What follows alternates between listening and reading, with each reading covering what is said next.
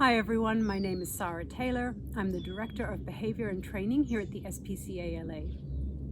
A lot of us have been spending more time at home with our pets recently, and this may change soon, resulting in us having to leave them alone for longer periods of time. With this change in routine, some dogs can develop a behavior problem called separation anxiety.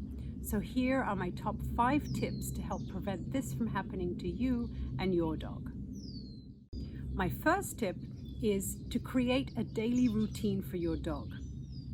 This routine should have consistent times for waking and going to sleep at night, meal times twice daily, an outdoor walk preferably in the morning, and of course play and interaction with a person.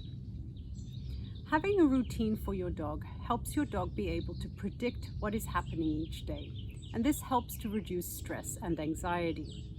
So even if you're working remotely, try to stick to the same times for these major events for your dog every day. So that's my first tip. Create a daily routine for your dog. My second tip for you is to always leave your dog in the same safe area every time you leave them alone at home. This could be a room or a puppy confinement area if you have a puppy, using an X-pen. Wherever it is, make sure it's secure and that you don't have any valuables in this area. Make sure it's puppy-proofed if you have a puppy, so no electrical cords or anything that your dog can get into.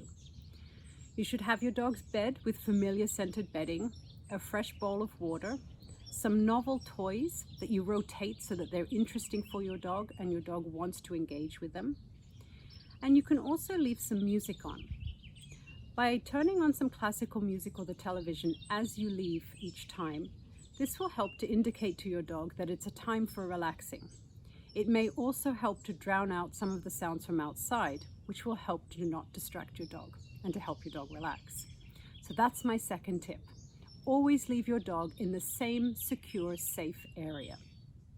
My third tip for you is make sure you have provided enough physical exercise and mental stimulation before you leave your dog alone at home for a long period of time.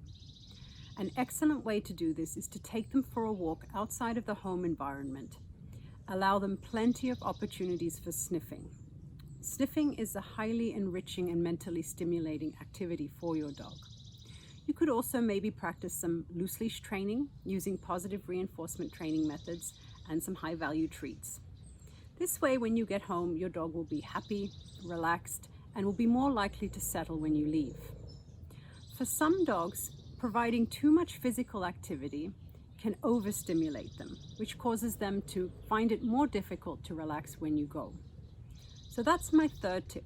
Provide enough physical exercise and mental stimulation for your dog before you leave them alone. My fourth tip for you is, as you're leaving home, provide your dog with a high-value edible food item. This could be in the form of a frozen stuffed Kong that you fill with food that your dog really likes. As it's frozen, it takes longer for your dog to work through and usually encourages your dog to lie down to work at it. Alternatively, you could leave them with a chew that they like to chew on. You could leave them with some high-value treats dotted around the room, hidden underneath some toys, or even just placed on their bed. This will help in the first few crucial minutes as you leave home to keep them engaged and occupied. When you get home, make sure to pick up the empty Kong or the chew or whatever it is you've left there that has been worked on and save it for the next time. So that's my fourth tip. Always leave your dog with a high-value edible food item as you're leaving home. My fifth tip for you is don't punish your dog.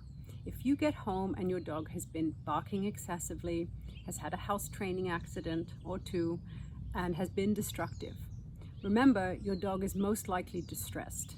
And by punishing your dog, you will not change that behavior, and it will cause fear and damage your relationship potentially.